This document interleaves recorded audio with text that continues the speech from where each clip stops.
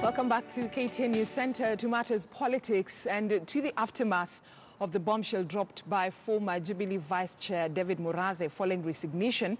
Question is, will the Jubilee Party withstand the political storm surrounding President Uhuru Kenyatta's succession politics? Well, this is the question nagging political pundits after the party's Vice Chair David Murathe resigned, citing his open objection against Deputy President William Ruto's ambition to fly the party's presidential flag in 2022. Murimi Mwangi delves into the void left by Murathe's resignation and explains why the ruling party could be headed to a major crumble ahead of the likely larger coalition ahead of the 2022 politics. My position as the vice chairman is no longer tenable of Jubilee, because there's no way we are going to sit in the neck with somebody who alleged to be blocking. The surprise Sunday bombshell from the man whose mere sneeze has been enough to send the ranks and file within the Jubilee Party into a political cold, as was his double attack on Deputy President William Ruto's ambitions to ascend to the presidency in 2022. But the Sunday resignation of Jubilee Vice Chair David Murathe has instantly ignited excitement among Ruto's allies, while at the same time raising queries on whether the Jubilee wagon will survive the political turbulence brewing under the Kenyatta succession politics. The Deputy President is busy going on with the Agenda 4, the Big 4 agenda. We want to know who is this sending Murathe to speak nonsense. Obviously, when our house breaks, the children suffer the most. We are the children of this party. The president is our father. The deputy president is our mother. And when our mother is touched, we feel it. Murathe and all other party officials have been holding their posts on an interim basis with a tenure that expires next year. But if Murathe's remarks at his resignation are anything to go by, the party birthed by the collapse of 14 political entities ahead of the 2017 polls could be headed for a major collapse long before the 2022 polls. We have had this conversation before when we were in Kanu and they wanted Kanu. We gave them Kanu. We formed TNA. Correct? Hata hii, you know, unaweza kuwaachia. Uhuru Kenyatta is our party leader. He has not left.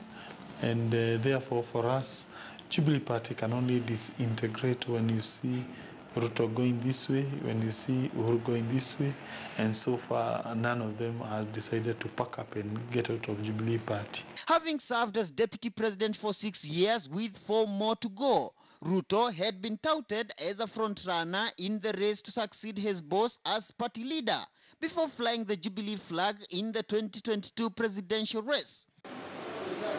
But the March 9th cooperation deal between President Kenyatta and his two-time chief political competitor Raila Odinga, analysts argue, could be the precursor to radical political realignments ahead of the 2022 polls. After elections, when people win, apart from Kanu, the party just dies. A natural death. That's what I call withering away. So perhaps after this, there will be no more Jubilee.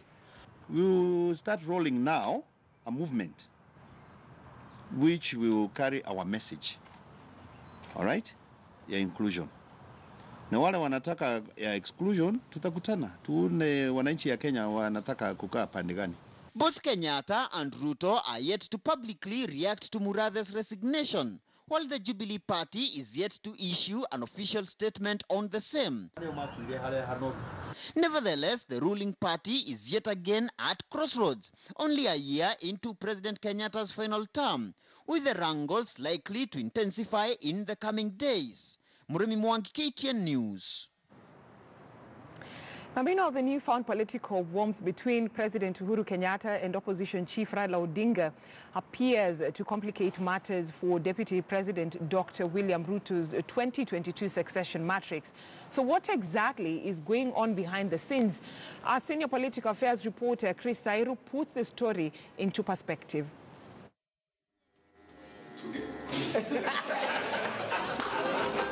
It was a rare show of political unity between President Uhuru Kenyatta and Deputy President William Ruto as they convinced Kenyans where they should occupy their house on the hill.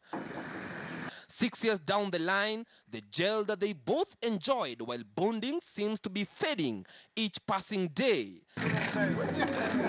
And since the March 9th handshake, opposition chief Raila Odinga has been enjoying the trappings of power and even seems to have replaced Deputy President William Ruto as he accompanies the president in most of the presidential functions. And clearly, this has made the Deputy President a bit jittery. Jua mimi nilikuwa ODM na nikafukuzwa ODM, nikapelekwa kotini. Vile hawa kina Aisha na Dori wameandikiwa barua, hata na mimi niliandikiwa barua. Sasa wale nataka niwaambie, hamuwezi kunifukuza ODM ati mkanifuata ati mnanifukuza Jubilee. Haiwezekani. For the last 2 days, the opposition chief has spent quality time with the president at State House Mombasa, with the duo spending Sunday afternoon together before linking up Monday morning at State House to launch the tourism sector report of 2018. They later headed to Mama Ngina Drive to commission the regeneration of a recreational park. Kama kwa ukweli haja yako ni masilahi ya wananchi, tutakosanea nini? Na ndipo mimi nitaendelea kumshukuru ndugu yangu Raila Odinga na kuwashukuru viongozi wote wa upinzani kwa sababu wamekataa kujiona na wameona taifa la Kenya. Sisi tungesema sisi tuendelee kama mbaya ni mbaya. Watu wetu walisema namna hiyo. Sasa sisi tuanze kutoza ushuru tuendeze mambo yetu. Lakini hatungekuwa na serikali. Hii ndio sababu tulikubaliana tuweke pamoja. With the so-called MOU before the 2017 general polls that President Uhuru Kenyatta will serve office for 10 years and his deputy another 10 years, just what could be the end game for the two politicians? Lakini sasa bado tuko 2019, iko 2020, 2021, 2022. Hawa jamaa tunasema patie sisi nafasi tuendelee na Kenya kwanza. Tamaa ya uongozi ni sawa, lakini tamaa ya uongozi haiwezi zidi matatizo na shida ya mwananchi. According to sources within the Uhuru Raila circles, both leaders are in support of a referendum before the 2022 general election, a move that has been opposed by the Ruto axis. What we will not entertain and what we do not want and what is not going to happen is for you to export confusion and propaganda and conmanship into our government or our party. That one we will not allow you. They looked at us, of NASA, as a common enemy. Now, in the absence of that common enemy, things are now coming up very clearly that Jubilee have been living a lie, a very big lie. They were not been together all along. Well, it is with no doubt that the Ruto team has gone back to the drawing board, ready for a political showdown, seeking to protect his political career. Chris, the KTN News. Wrangles within Jubilee have in recent days ignited fierce debate on whether the ruling party is headed for a breakup following Vice Chair David Murathe's resignation only days after he discredited Deputy President William Ruto's chances of ascending to State House. Now, this morning, our political affairs reporter Murimi Mwangi delves into a newfound alliance between Murathe and NC leader Musalia Mudavadi and explains why the NASA founder has been touted among those likely to be key beneficiaries of Ruto's growing troubles in Jubilee. The wearer of the shoe, they say, knows where it pains the most. And for ANC leader Musalia Mudavadi, 6 years in political cold since losing in the 2013 presidential bid, perhaps explains his cautious walk to the 2022 State House race.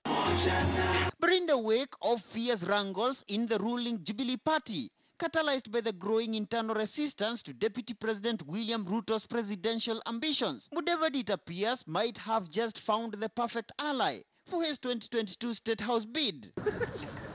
One David Wakairu Murathe, who resigned as Jubilee Vice Chair with this widely unexpected remark. This presidency has only been run by two.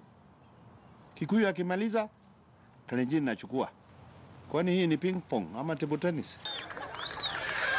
But just who outside the Mount Kenya and Rift Valley regions stands to benefit from the ongoing Ruto tribulations in Jubilee?